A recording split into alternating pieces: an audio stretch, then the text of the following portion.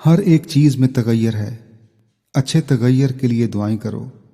تغیر دو قسم کے ہوتے ہیں، اچھے بھی اور برے بھی۔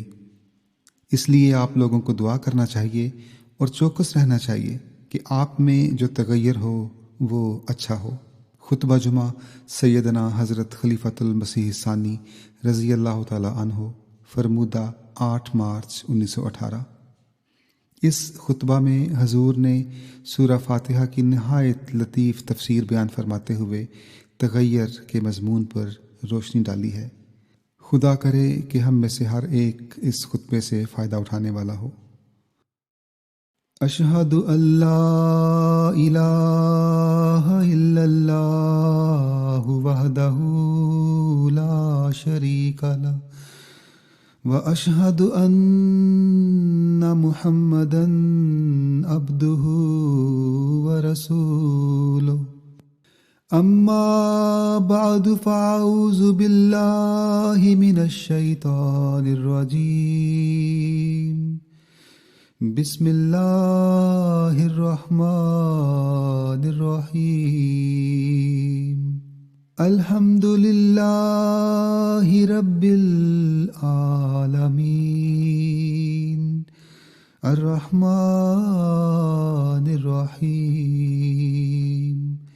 مالک یوم الدین ایاک نعبد و ایاک نستعین اہدنا الصراط المستقیم صراط الذین انعمت علیہم غیر المغضوب علیہم ولا الضالین۔ سورہ فاتحہ میں علاوہ ان تمام معارف اور حقائق کے جو بیان کیے گئے ہیں، ایک معرفت کا نقطہ یہ بھی ہے کہ تمام مخلوق کی حالت یکساں نہیں رہتی۔ مخلوق کی تغیر پذیری کہاں سے ثابت ہے؟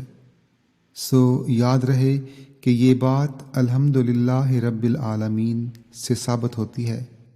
رب کے معنی ہے کہ جو پہلے پیدا کر کے اور پھر اس کو ادنا حالت سے اعلیٰ کی طرف ترقی دیتا ہوا لے جائے، پھر اس کی ضروریات کے مطابق آہستہ آہستہ اس کو کمال تک پہنچائے۔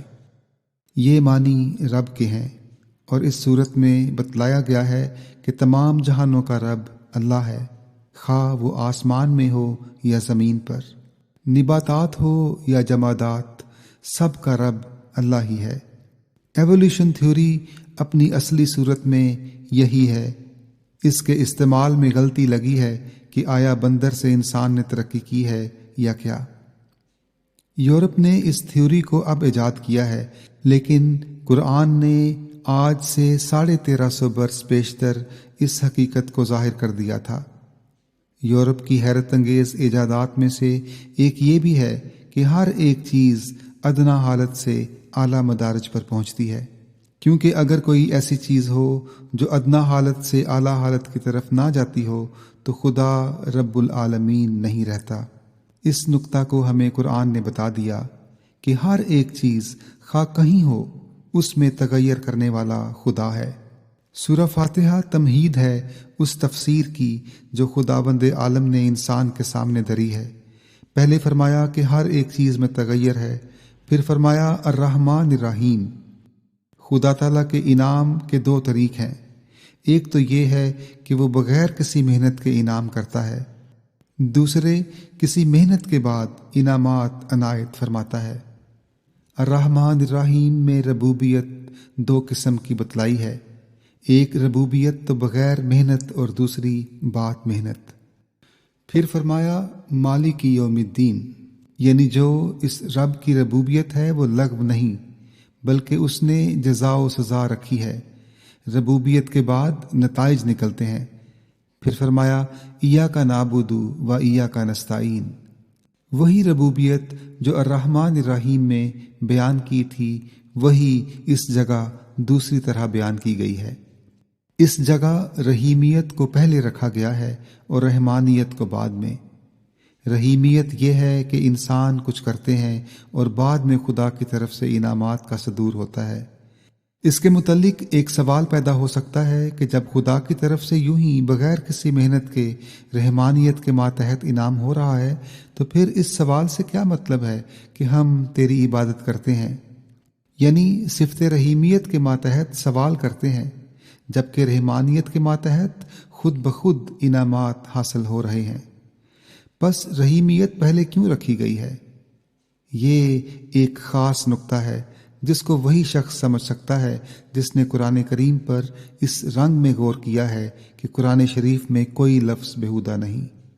اس میں اللہ تعالیٰ نے ایک لطیف بات بیان کی ہے۔ اس خیال کے مطابق تو ایاک نستعین و ایاک نعبد چاہیے تھا۔ کوئی کہہ سکتا ہے کہ قافیہ ملانے کے لیے ایاک نعبد و ایاک نستعین کہہ دیا ہے، لیکن اگر کوئی انسان غور کرے گا تو اس کو معلوم ہو جائے گا کہ قرآن قافیہ نہیں ملاتا، بلکہ یہ اور ہی باتیں مد نظر رکھتا ہے۔ ہاں، اس میں یہ خوبی بھی ہے کہ قافیہ بھی مل جاتا ہے۔ بس اب غور کرنا چاہیے کہ اس میں کیا وجہ اور حکمت ہے۔ سو یاد رکھنا چاہیے کہ رحمانیت دو قسم کی ہوتی ہے، ایک جو رحیمیت کے بغیر ہوتی ہے اور دوسری وہ جو رحیمیت کے ساتھ ہوتی ہے۔ وہ عام ہے، اس میں کافر و مسلم کی تمیز نہیں۔ مثلا انسان کو آنکھیں دی گئی ہیں، مگر بعض اوقات کوئی مسلمان نابینا ہوگا اور کافر سجاکھا۔ غرض ساری مخلوق کے ساتھ عام ہے۔ یہ رحمانیت جب تک ہر انسان کے ساتھ نہ ہو وہ کچھ بھی نہیں کر سکتا۔ منہ میں زبان ہوگی تو بولے گا، کان ہوں گے تو سنے گا، ہاتھ ہوں گے تو کام کرے گا، پیر ہوں گے تو چلے گا پھرے گا۔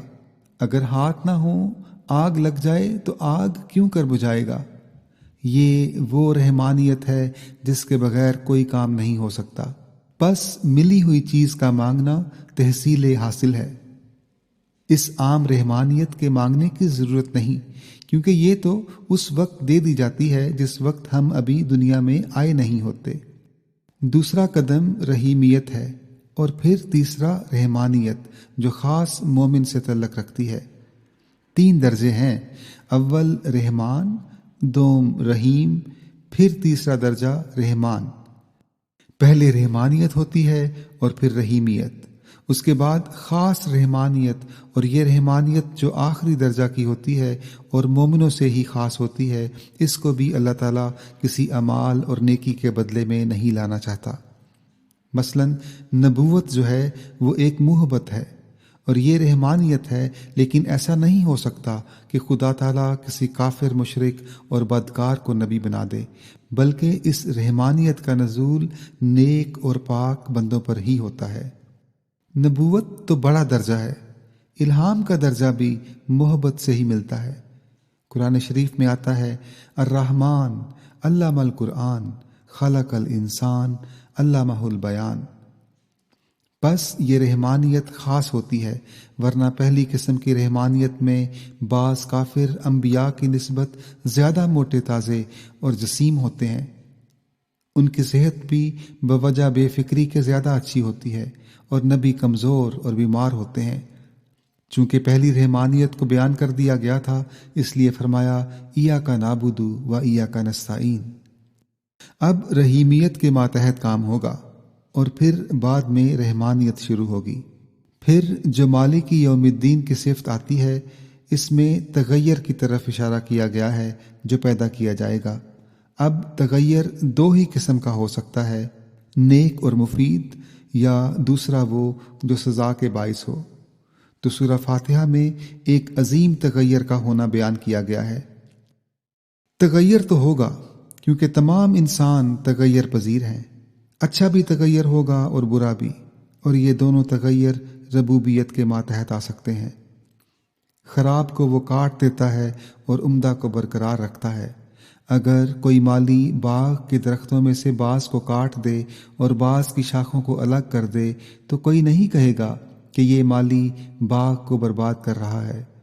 پس ربوبیت 2 قسم کی ہوئی کہ بعض دفعہ گرا کر ہی تغیر پیدا کیا جاتا ہے، اگر کوئی طبیب کسی مریض کو دست آور دوائی دیتا ہے تو وہ نادان ہے جو یہ کہے کہ طبیب نے تو الٹا اس مریض کو کمزور کر دیا اور اس کی اگلی طاقت کو بھی کھو دیا۔ یہ کمزوری نہیں پیدا کی گئی بلکہ آئندہ طاقت پیدا کرنے کے لیے ایک ذریعہ اختیار کیا ہے۔ پس تغیر دو قسم کے ہوتے ہیں، اچھے بھی اور برے بھی، اس لیے آپ لوگوں کو دعا کرنا چاہیے اور چوکس رہنا چاہیے کہ آپ میں جو تغیر ہو وہ اچھا ہو۔ حضور فرماتے ہیں، میں نے پچھلے جمعہ بتایا تھا کہ آج کل عذاب کس طرح بڑھ رہے ہیں، قحطوں، زلزلوں، بیماریوں وغیرہ کے رنگ میں آ رہے ہیں، اور آج کل متواتر ڈاک کھولنے سے یہی معلوم ہوتا ہے کہ طاعون کثرت سے پھیل رہی ہے۔ یہ ایک تغیر کرنے کا ذریعہ ہے جو خدا نے اختیار کیا ہے، اس لیے اس تغیر کے وقت میں کوشش کرنی چاہیے کہ ہمارے لیے اچھا تغیر ہو اور باغبان اپنے باغ کی حفاظت کے لیے ہمیں نہ کاٹ دے۔ بس خدا کے حضور دعائیں کرو اور خوب کرو۔ میں نصیحت کرتا ہوں کہ اپنے بھائیوں کے لیے دعائیں کرو کہ خدا تعالیٰ ان کو بھی ہر قسم کی آفات سے بچائے اور جماعت کی ترقی ہو، آمین۔ الفضل 12 مارچ 1918۔ اللہم صلی علی محمد وعلی آل محمد وبارک وسلم انک حمید مجید۔